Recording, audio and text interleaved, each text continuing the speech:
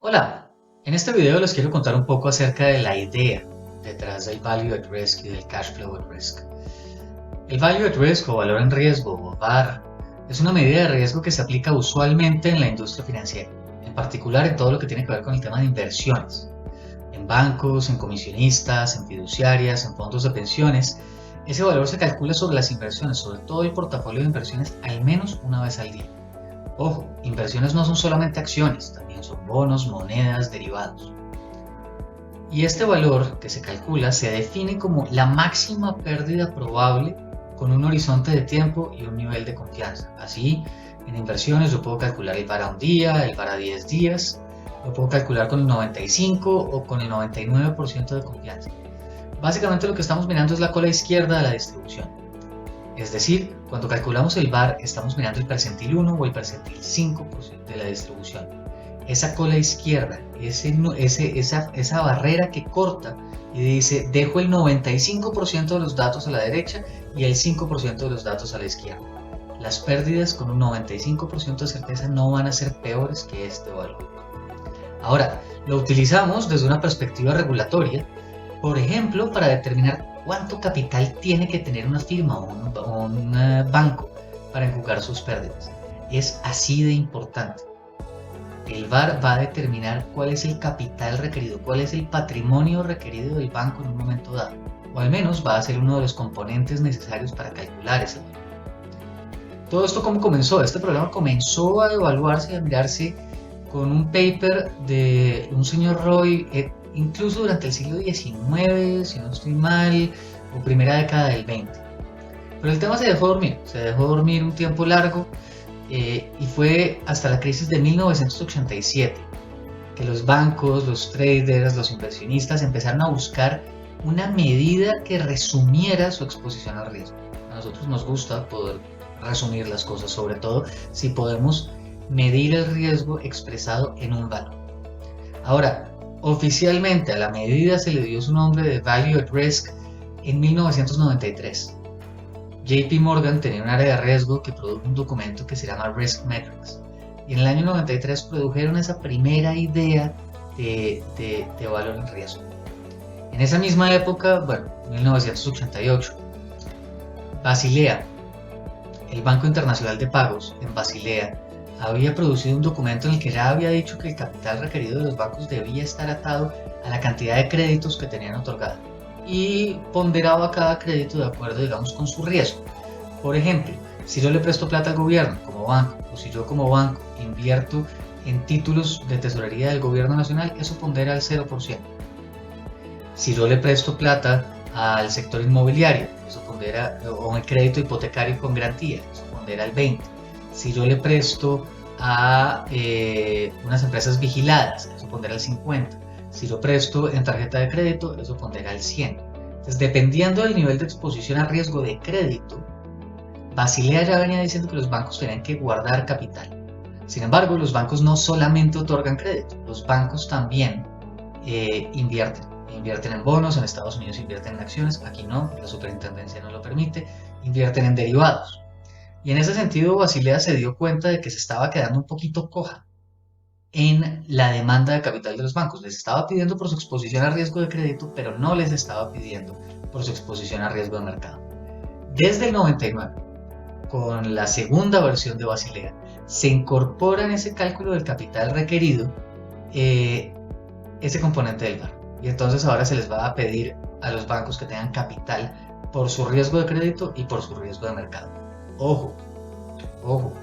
Hasta hoy en día, año 2020, 2021, 2022, se sigue incluyendo el VAR dentro del cálculo de capital requerido de las instituciones financieras y se sigue tomando como medida de riesgo al interior de los bancos. ¿Cómo se calcula? Hay tres formas básicas para calcularlo. Hay un modelo histórico en el que lo que vamos a usar es la distribución empírica de los datos. Vamos a mirar los datos históricos, vamos a construir la distribución empírica y vamos a mirar el percentil 5 o el percentil 95. Fácil.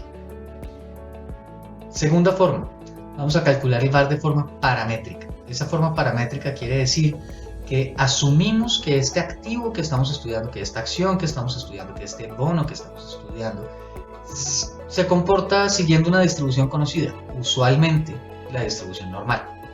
Por eso se conoce como el modelo de VAR delta normal. Finalmente, vamos a tener el VAR de Monte Carlo. Este se calcula simplemente utilizando la distribución de la variable de salida. Le asignamos una distribución cualquiera, puede ser Gumbel, puede ser normal, puede ser tDstudent, puede ser log normal, la que quieran, y van a poder arrojar una distribución, digamos, posible del comportamiento del activo, hacen la simulación y cogen el percentil 5.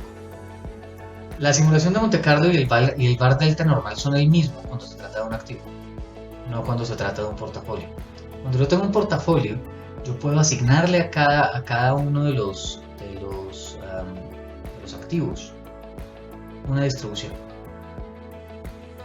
Y si cada uno de esos activos tiene una distribución diferente, va a ser más fácil para mí, en vez de sentarme a interactuar las distribuciones y en vez de sentarme a hacer toda esta gran cantidad de cálculos y de interacciones y etcétera, simplemente hago la simulación. Simulo cada uno de los resultados y al ver cada uno de esos resultados puedo sacar el percentil 5 de los retornos. Y en ese sentido, en los videos que vamos a ver, vamos a calcular el VAR de cada una de esas tres formas para un activo individual y lo vamos a hacer para un portafolio de activos. Ahora, si bien el VAR me dice cuál es la máxima pérdida probable en un horizonte de tiempo con un nivel de confianza, no me dice cuánto puedo perder una vez llegué a romper esa frontera. Listo, ya perdí más de 3.000 millones de pesos. Ahora, ¿cuánto puedo perder? Para responder esa pregunta vamos a calcular el VAR condicional, o se conoce también como expected short, o pérdida esperada dado el VAR. Este valor es el valor esperado de la cola izquierda desde menos infinito hasta el VAR. Listo, estoy en un día normal y de pronto me doy cuenta de que ya no es un día normal y estoy en la cola izquierda, tuve un retorno muy malo y de hecho rompí el VAR y estoy en la mitad del día. ¿Cuánto puedo esperar que sea el retorno de ese día que solamente mira los días malos? Es el valor esperado de ver solamente los días malos. Este valor es fácil de calcular cuando usamos el VAR histórico o cuando utilizamos la simulación de Monte Carlo. No es tan transparente cuando se utiliza el escenario delta normal. Aquí entonces ya se necesita matemáticas, estadística, integrales, etcétera, etcétera, y eso va bastante más allá del alcance de esta materia. Tal vez es importante decir que para saber qué tan bien funciona el VAR podemos utilizar una herramienta. Esa herramienta se conoce como el backtesting o la prueba hacia atrás. El backtesting simplemente consiste en identificar cuántas veces la pérdida que efectivamente se realiza excede el VAR.